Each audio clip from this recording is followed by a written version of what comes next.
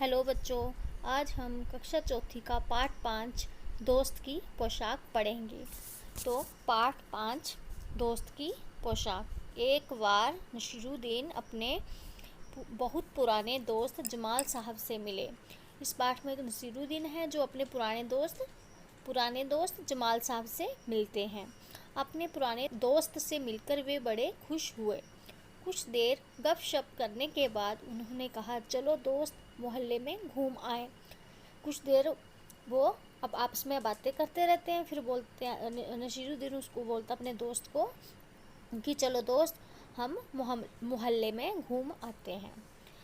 जमाल साहब ने जाने से मना कर दिया और कहा, अपनी इस मामूली सी पोशाक में मैं लोगों से नहीं मिल सकता।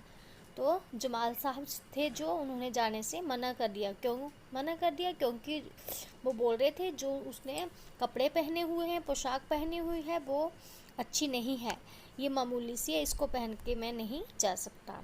नसीरुद्दीन ने कहा, बस इतनी सी बात? तो इस पर उसके दोस्त नसीरुद्दीन बोले, बस इतनी सी बात है? नसीरुद्दीन तुरंत उनके लिए अपनी एक भड़कीली अचकन निकाल कर लाए और कहा, इसे पहन लो। फिर नसीरुद्दीन ने क्या किया, अपनी एक अचकन उसको पहनने के लिए दे दी। इसे पहन लो, इसमें तुम खूब अच्छे लगोगे, सब देखते रह जाएंगे।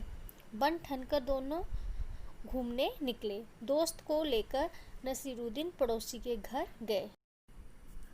नसीरुद्दीन ने पड़ोसी से कहा, ये हैं मेरे खास दोस्त जमाल साहब। फिर नसीरुद्दीन पड़ोसी से कहता है कि ये मेरे खास दोस्त हैं जमाल साहब। आज कई सालों बाद इनसे मुलाकात हुई है। वैसे तो अचकन इन्होंने पहन रखी है, वह मेरी है। क्या हुआ? उन्होंने बातों बातों में ये भी बोल दिया कि ये मेरे दोस्त हैं और जो ये अचकन इसने पहन रखी है वो मेरी है। यह सुनकर जमाल साहब पर तो मानो घड़ों पानी पड़ गया। घड़ों पानी पड़ गया बेटा, ये एक मुहावरा है, इसका अर्थ होता है शर्मिंदा होना। तो जमाल साहब जो है ये बात सुनकर बहुत शर्मिंदा हुए।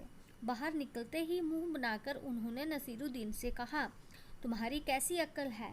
क्या यह बताना जरूरी था कि अचकन तुम्हारी है? फिर जमाल साहब जब बाहर आ गए तो उसने नसीरुद्दीन अपने दोस्त से कहा कि तुम्हारी कैसी अक्ल है? तुम्हें ये ऐसा नहीं बोलना चाहिए था कि ये अचकन उसकी है। तुम्हारा पड़ोसी सोच रहा होगा कि मेरे पास अपने कपड़े ही नहीं हैं। नसीरुद्दीन ने माफ़ी मांगते हुए कहा, गलती हो गई, अब ऐसा नहीं कहूँगा। फिर नसीरुद्दीन अपने दोस्त से माफ़ी मांग ली कि अब अगली बार ऐसा नहीं कहूँगा। अब नसीरुद्दीन उन्हें हुसैन साहब से मिलवाने ले गए। अब क्या था, उसका दोस्त जो नसीरुद्दीन था अपने दोस्त को किससे मिलवाने ले गए? हुसैन साहब से। हुसैन साहब ने गर्मजोशी से उनका स्वागत सत्कार किया।